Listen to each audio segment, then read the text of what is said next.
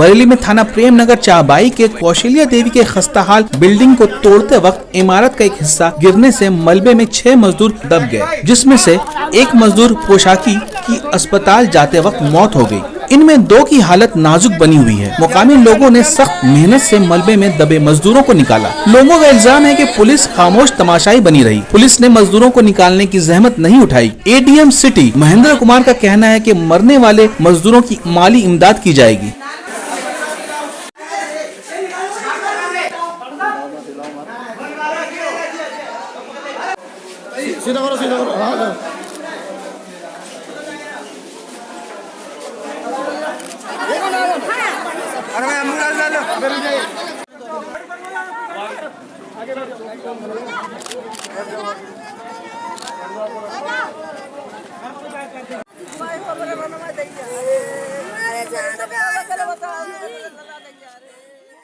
नाम है आपका? मेरा नाम करण लाल। कितने लोग काम कर रहे थे? 6। कितने लोग दब गए इसमें? 5। क्या क्या नाम थे इनके? इसका पोशाकी, अच्छा, और एक का जयपाल, एक का कुमर सेन, होगा नन्हे और राजेंद्र। ये कहाँ के रहने वाले हैं सब? करेली जी। तो क्या काम करने आए थे यहाँ पर? जी काम कर रहे हैं तोड़ा फोड़ी। अजहर नाम है सर। कैसे घटना हुई थी? कब पर? सर गली के अपने मोड़ पे खड़ा था, यहाँ मजदूर काम कर रहे थे। जब इन लोगों ने पीछे की दीवार तोड़ी तो बैक साइड का लिंटर था वो पूरा नीचे खसक गया। तो इसकी वजह से जो नीचे मजदूर ईंटें उठा रहे थे तो उनके चोट लगी। बाकी 3 जो थे वो इसके नीचे दब गए, जिसमें एक बाप बेटा था और बाकी 4 मजदूर इनके और थे।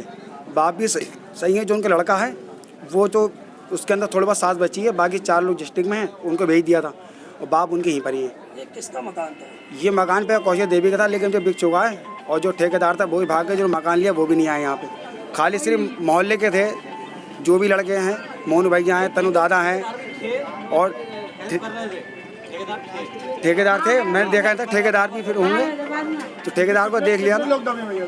इसमें सब 6 लोग थे, 5 को जो अस्पताल भेज दिया, बाप उनके यहीं पर ही हैं। सर नहीं, उसके तो सांस चल रही है, जिसको अभी निकाला है उसको एंड में 2-2.5 घंटे बाद निकला हुआ। सर क्या मामला था, किस प्रकार से घटना हुई और कितने लोगों की मौत हुई है इसमें? दरअसल प्रेम नगर थाना में चाबाई के पास एक मकान था, उसको डिमोलिश किया जा रहा था। उस डिमोलिशन के काम में ये मजदूर लगे हुए थे। ये वो डिमोलिश करने के दौरान जो है एक व्यक्ति बुरी तरह दब गए, उनको निकाला गया और हॉस्पिटल लाया गया, तो उन्हें मृत घोषित किया गया है डॉक्टर द्वारा।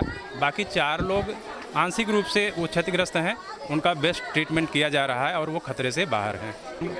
बिल्कुल हम लोग राष्ट्रीय पारिवारिक लाभ योजना से कवर होते हैं। अगर इनके नाम ज़मीन होगा या ज़मीन नहीं भी होगा, अगर ये कृषि कार्य कर रहे होंगे कहीं भी, किसी भी, चाहे वो अपने भूमि पर या फिर किसी अन्य भूमि पर, तो वो कवर होंगे।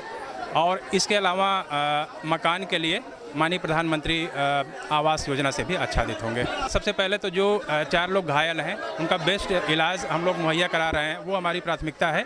इसके बाद हम देखते हैं क्या लापरवाही हुई है। अगर किसी प्रकार की लापरवाही हुई है तो निश्चित रूप से कार्रवाई की जाएगी।